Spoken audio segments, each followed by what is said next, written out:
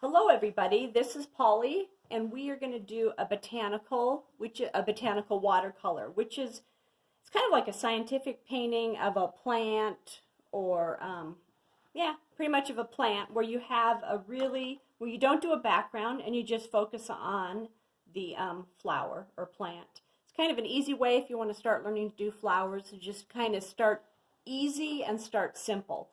So what I did, this is the finished product. This is a tulip. And what I went out in my yard and I took some photos of some tulips. My tulips look great this year. So I took a tulip. I thought this was a pretty easy little tulip to do. I photographed that. And then I also took a picture of the leaves that are kind of around the tulip, the stems and stuff. So you can take pictures. This is a great time since everybody usually has phones.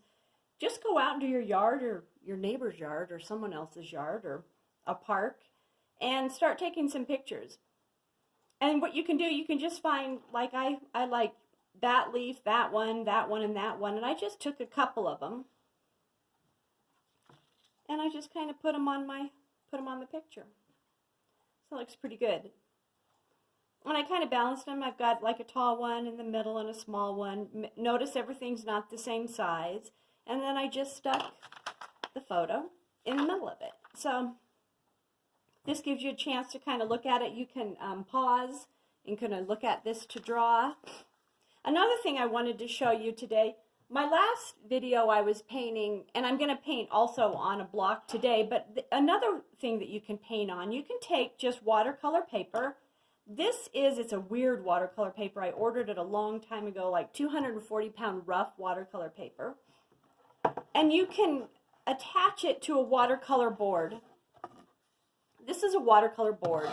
It's kind of like it's super light, and it's kind of like a big styrofoam board, and it's made for watercolors. So I kind of cut the paper down to the size that I wanted to do, and I just took a regular staple and just stapled it around. Some people, they'll staple it and they'll tape it. And in this particular paper, since I think it's like, it might be, 240 pound. It's pretty thick, so I didn't have to get it wet and stretch it. I just put it on here, and it should hold its shape because it's such thick paper. So this is what you can do if you ever have thick paper. You can get a watercolor board. You can order them online. They come in different sizes and just staple them down. And then if you want to tape them, you can. I usually just do this. So this was kind of a nice opportunity to show you guys if you want to do your, and see, these are like where I had some old paintings put on there. So that's the way you can do it. Also, another thing that we're going to do, what I did is, before I do a botanical, a lot of times I'll practice. Like if you want to simplify your tulip, you could do one that doesn't have the cuts on it. Like these are like the little cuts. You can just do one that's simple, just a solid color where I kind of brought my color up. I was a little darker here and then brought it up here and made it a little lighter. So here's one that I was just practicing. I simplified it and just did one leaf. And then a lot of times before I'm going to do a piece, so I don't mess it up, I'll just do a practice one. So I just was kind of like on this one, I just was working on the head. This is kind of a hard head to do, but we're going to give it a go. So I just kind of did another little practice one on that. So this just kind of gives you some tips on what you can do. Get some good photos, print them out, and you can do some little practice flowers on little pieces of scrap.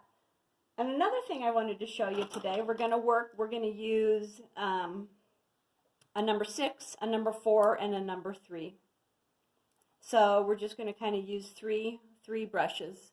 And again, I like, these are my Winsor Newton University brand. I like these. They're just the good nylon brushes. And another thing I wanted to show you that we'll use is, I really like white erasers. They come in all kinds of different brands. The reason why I like white is when you erase, they don't leave a mark on your paper. They're pretty clean. So, and I'm going to show you today, we're going to use these on showing you how to get rid of, if you get like little blemishes, on how you can clean them up and then you erase them with the white eraser. So I'll demo that today too. So this is just how we're going to get started. The first thing we're going to do is I'm just going to take on the little cuts that you see on this. I just took Indian yellow and I'm going to dry brush. And all I did to start out with is I took my Indian yellow, and I have a little bit of it done here, and I'm just going to paint in where you see that bright yellow, and I'll bring the photo over so you can see it too. So what I did is I'm just going to paint in the little cuts, the little stripes, and they're right there. So that's the first thing you're going to do. And that's it for our first part of the lesson.